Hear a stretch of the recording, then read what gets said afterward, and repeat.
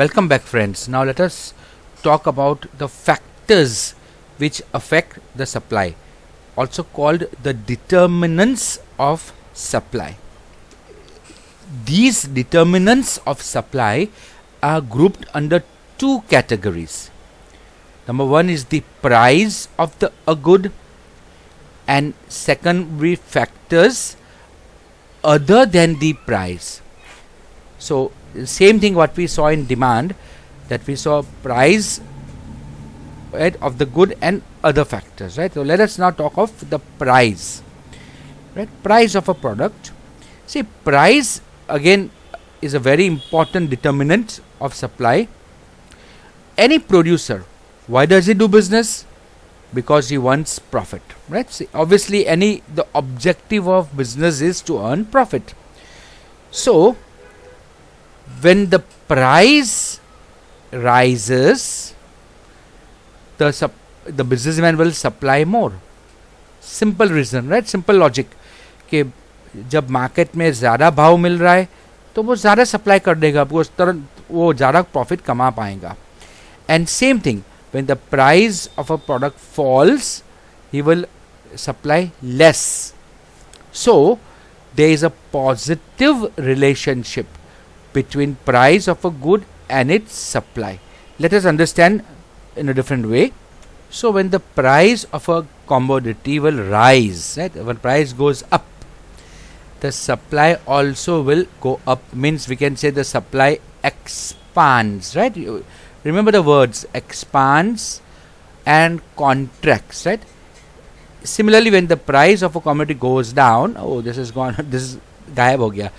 Price goes down, the supply also will go down. Of in economic parlance, it is called, it contracts. So with the increase of price, supply expands. So price and supply are directly proportional, right? They are directly proportional. एक बढ़ेगा तो दूसरा बढ़ेगा, एक घटेगा तो दूसरा घटेगा. While demand का हमने देखा था, we had seen in demand when the price of any commodity goes up, its demand in the market will go down. So conversely, the price goes down, the demand in the market goes up. So the demand in this case contracts, and when the price goes down, the demand will expand, right? Now the demand expands.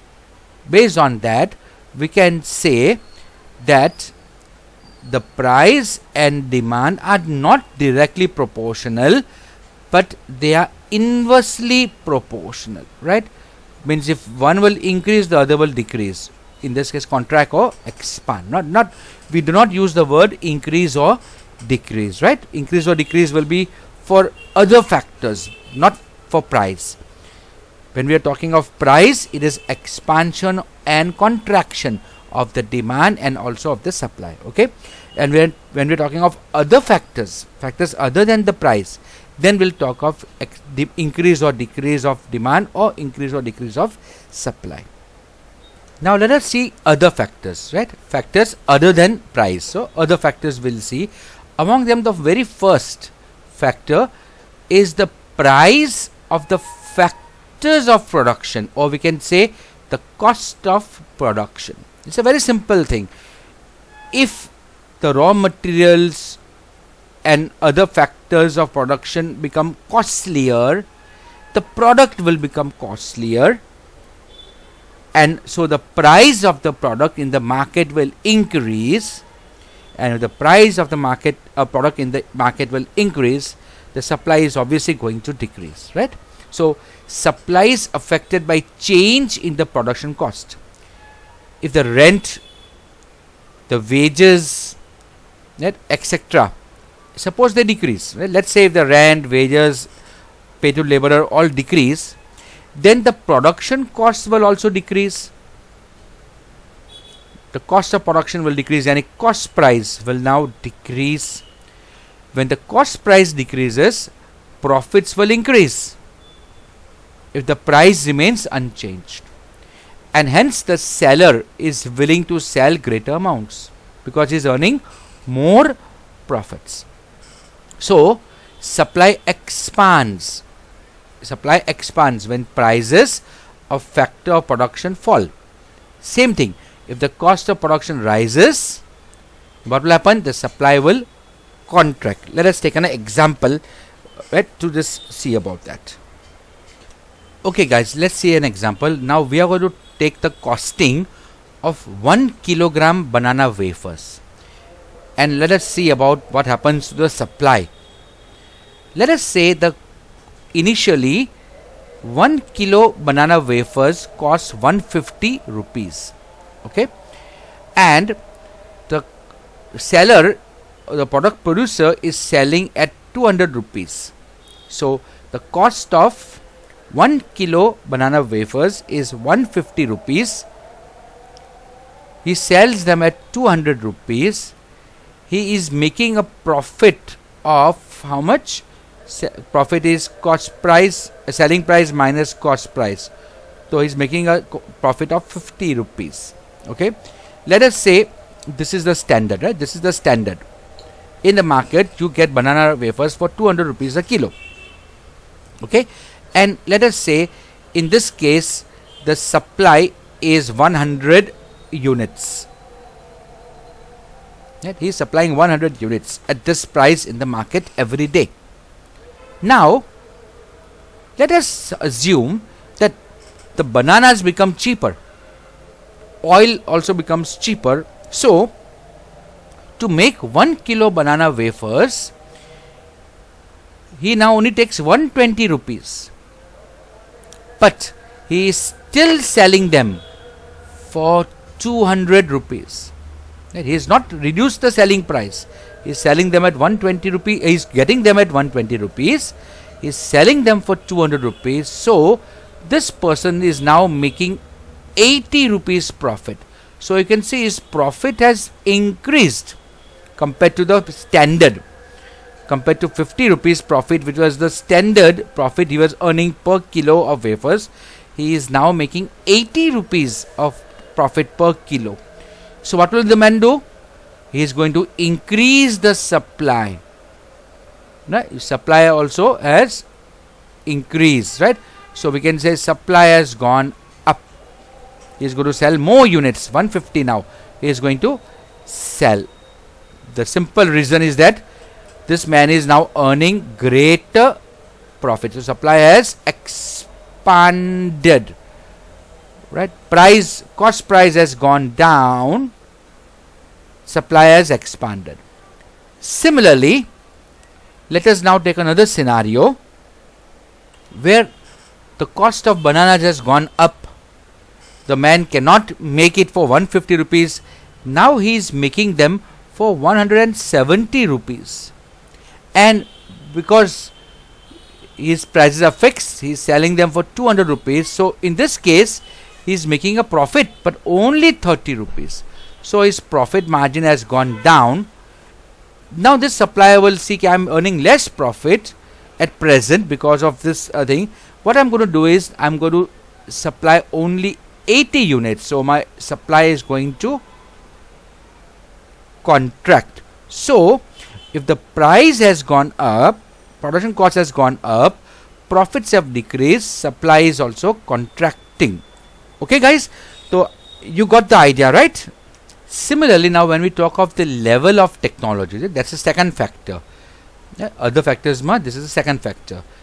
See, when the state of technology advances, suppose technology will increase, advances, what happens now? Time and efforts are saved, greater amounts and better quality of goods are produced with the same or lower cost. So if technology improves,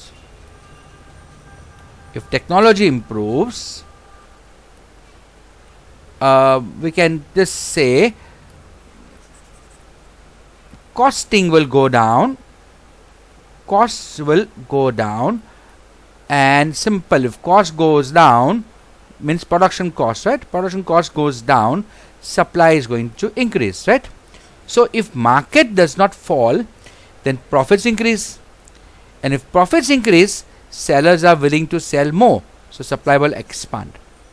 So countries that use more advanced technology are able to produce more at lower cost. Okay, forget about countries also.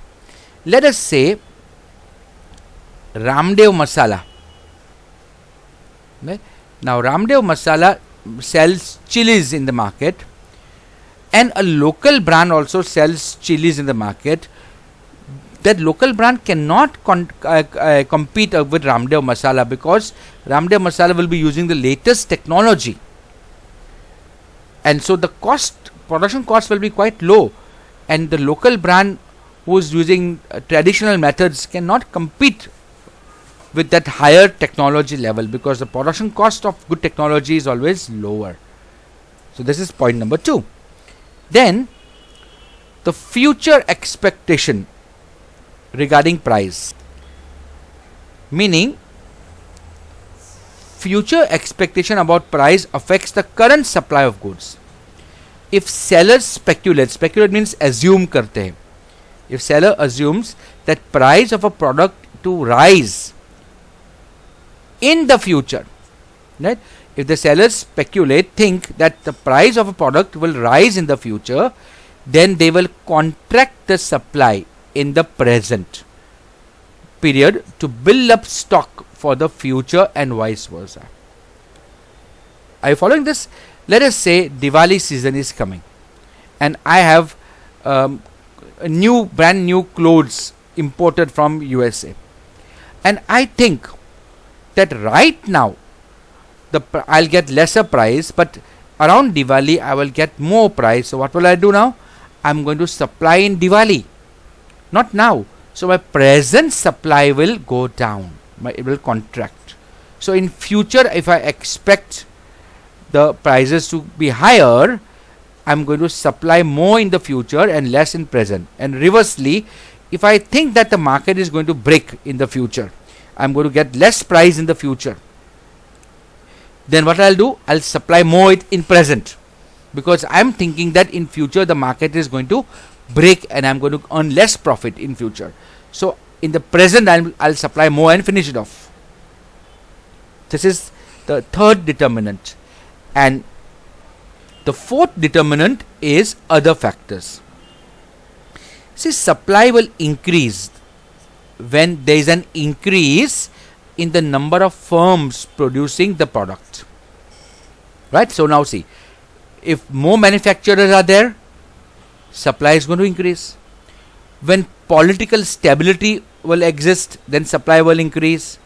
When natural conditions remain conducive, means helpful, conducive means helpful, beneficial, then supply will increase. When efficient law and order mechanism and legal system exist, it is easy to do business, so supply will increase. When industrial relations are maintained well between owner and workers, right, and marketing activities, etc., then supply will also increase. Okay, so when factors are favorable, like all these things, supply is going to increase. Increase in number of firms is not a favorable factor, that is in competition. So if competition in the market is going to increase, supply is going to increase naturally. Okay, and reverse thing, when the factors are not favorable, supply will decrease. So we saw 4 determinants of supply other than price. See, first was price, then we saw other factors. We saw first was the cost of production, we saw about level of technology, we saw about the future expectation regarding price and other factors, and we saw how they all affect the supply of a product in the market by the producer. Okay, chalo, now the next topic will and next video will talk of individual supply and market supply. So meet you then. Bye friends.